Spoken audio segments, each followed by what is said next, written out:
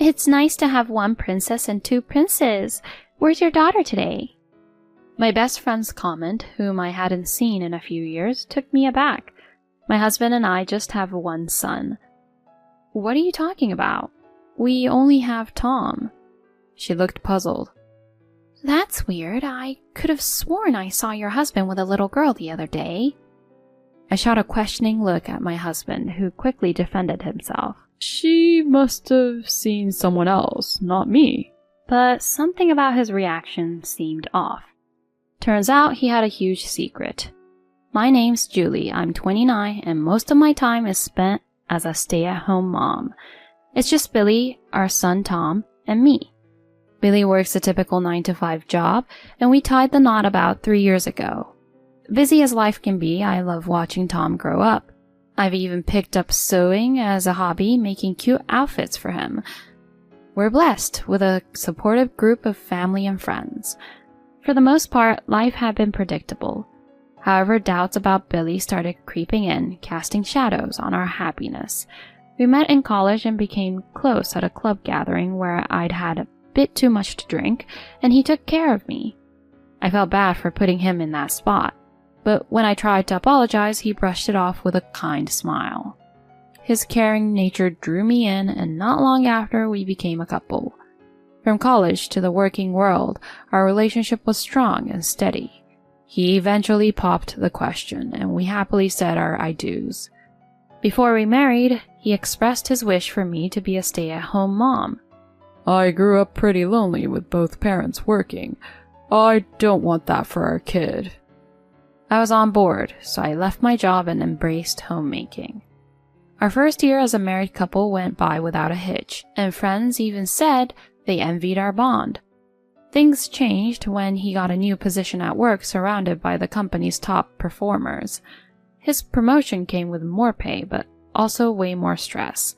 Soon his demeanor shifted. Stressed, he started taking out his frustrations on me. This food tastes awful. You're home all day and this is the best you can do? I'm sorry, I thought everything was fine. Whatever, I've lost my appetite. Clean this up.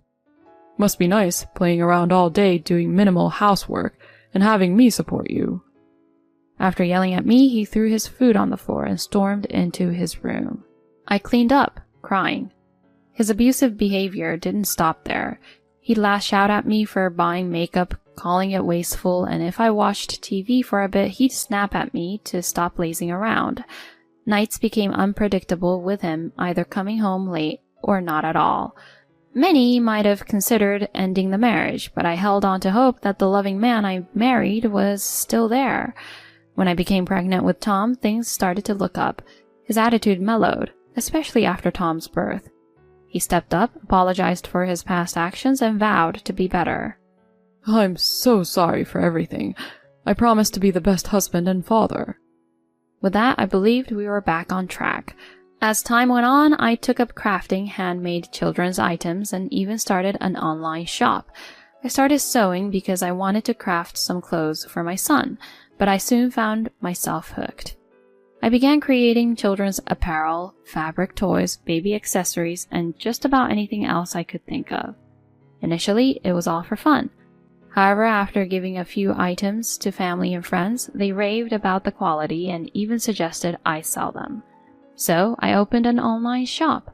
Business has been booming, with many loyal customers coming back. I've even begun to handle special custom orders, which, while a tad more expensive, are always in demand. But lately something's been amiss. Several of the toys and stuffed animals I made on a whim have vanished. I wondered, did I just put them somewhere and forget? After tearing apart the house searching for them, I came up empty. I even asked Billy about it, but he just shrugged, saying no clue. It felt off. Things escalated when a custom-made stuffed animal disappeared. While the loss of the other toys was odd, this was an item someone had ordered and paid for. This wasn't just an oversight, it felt like theft. The customer was one I'd worked with several times before. I contemplated reporting it, but Billy was dead set against involving the cops. Involve the police over a missing toy? Think about the neighborhood gossip. he said, looking more frazzled than necessary. I countered, "It's not just any toy, it's a paid order. What if someone's targeting our house? We can't overlook this." He retorted, "Let's search again. Maybe you overlooked it.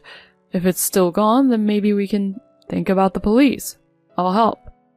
We went back and forth, but in the end I decided to wait a few more days before making a report. However, the very next day, the missing toy was suddenly back in a spot I'd checked multiple times. When I pointed it out, Billy just smirked. "See? Told you." He implied I was forgetful, suggesting the other missing items might just be misplaced as well. While I acknowledged him, something felt off. Fast forward a bit, and while out shopping, I bumped into my high school friend Lindsay. "Julie? Is that you?" she exclaimed. "Oh my gosh, Lindsay. Wow, it's been 3 years? How's life been?" "Amazing. I finished up my work in Italy and just returned." She'd moved to Italy short after attending our wedding, so this was a mini reunion of sorts. As we chatted, Tom grew restless. I was about to wrap up when she threw me for a loop. "Where's your daughter today? It's nice to have one princess and two princes." I was baffled. "Billy and I only have Tom." Why did she think we had a daughter too? "What are you talking about? We only have Tom." But she looked certain. "That's weird. I could have sworn I saw your husband with a little girl the other day." According to her, she'd been back for a week, and while preparing for her new life alone, she saw Billy at a supermarket holding a 1-year-old girl. She greeted him, but he just walked away without responding. She figured he hadn't heard her and thought she'd greet him next time. That's why she assumed we first had a daughter, then a son. I shot Billy a look, but he just turned away looking uneasy. We quickly wrapped up our conversation with Lindsay, but I couldn't shake the feeling that Billy was hiding something from me. After getting home, I cornered him. "All right, what's the deal? No one in our families has a 1-year-old girl. Are you messing around behind my back?" He looked genuinely frightened by my questions, but he firmly denied everything. "I have no idea what you're talking about. Lizzie must have confused me with someone else. Tom's our only kid." His evasiveness was written all over his face, but I knew pushing him wouldn't lead to a confession. I decided to pretend to believe him and apologized with a remorseful look. "You're right. You never hurt Tom or me. People do have doppelgangers after all. I just jumped to conclusions after what Lindsay said. I'm sorry." Looking relieved, he said, "It's okay. Anybody would have been rattled by that kind of comment. But can we move on? I'm starving. Is dinner ready?" "Yeah, I'll get started. I've got your favorite steak ready to go." On the outside, things seemed resolved. He likely thought he had thrown me off the scent, but I wasn't about to drop it. I was determined to uncover the truth. I hired a private eye to tail him. I played it cool, making it seem like everything was normal between us.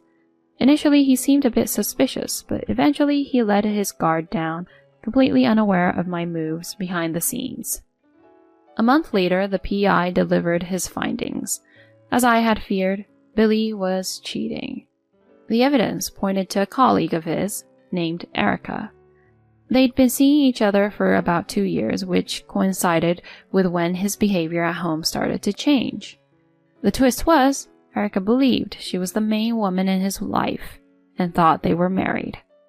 Photos of her showed a young girl, probably her daughter. In one of the pics, the little girl was holding one of my handmade items that had mysteriously disappeared. Billy had likely swiped it and given it to them. I was livid. As part of the surveillance, I learned they'd all be at a department store event on a day Billy told me he'd be on a business trip. I left Tom with my folks and staked out the location. Before long, there they were, Billy, Erica, and the little girl acting like a picture-perfect family. I walked up and said, "Looks like a fun day out. Mind if I join?" Erica looked puzzled, but Billy went ghost white. "What are you doing here?" he stammered. Erica, taken aback by his reaction, queried, Who are you? Keeping my cool, I answered, I'm Julie, and Billy, the man you're with, is my husband. She gasped. Your husband? Clearly shaken, we agreed to continue our conversation at my place. Once there, we compared notes. I showed her our wedding photos and marriage certificate. Faced with the undeniable evidence, she went pale. Billy, for his part, couldn't even meet our eyes. After everything came to light, Erica shared that she started seeing Billy around 2 years ago. When she became pregnant, she proposed marriage. They completed the marriage forms and she trusted him to turn them into City Hall. Turns out he never did, so they weren't technically married. As for the handmade items I recognized, Billy had given those to her as gifts. Finally, Billy, looking defeated, fessed up. The stress from work got to me. I planned to end things with Erica, but then she got pregnant. We work at the same place, so walking away wasn't simple. That's why I lied about us being married. He was clearly shaken, but I couldn't muster any sympathy. My anger flared, and I could see Erica felt similarly. She shot Billy an icy look, then turned to me. I'm really sorry. I had no clue about any of this. It's one thing to cheat, but to have a child. She said she'd compensate me for the ordeal. I saw her genuine remorse and figured she was another victim in all of this. I reassured her. You don't have to apologize. I'm sorry my husband put you through this. Take some time for yourself and we can figure things out later. As our daughter grew restless, Erica took her leave, apologizing profusely. I confronted Billy next. We're getting a divorce. I thought you were a decent guy, but then you pulled this? Get ready to pay alimony and child support. Terrified, he dropped to his knees, pleading. I didn't plan on having a kid with her. I only found out about the pregnancy when it was too late. I love you and Tom. I promise I won't see her again. Don't see her again? That's your child. You need to step up. He desperately suggested. We could leave everything behind, move somewhere else with Tom. It's her child. She decided to have it. Let her raise it on her own. Let's move somewhere far with Tom. Okay, honey? I snapped back. Seriously? You think I'd go for that? You're unbelievable. We're so over. Just stay away from Tom and me, you pathetic loser. He started crying, and all I could do was shake my head. A few months down the line, after navigating the legal maze, the divorce was finalized. Of course, I got custody of Tom, and Billy was on the hook for alimony and child support. Erica also pursued him for child support and damages. While she wanted to compensate me, I refused. She was in the same boat as a single mom. Though it all, Erica and I supported each other. I moved back with my parents, who were livid with Billy, but super helpful with Tom. I managed to land a job not long after. A few days post-divorce, I got a call from Billy's parents apologizing for everything. They filled me in on how he was doing, and it wasn't pretty.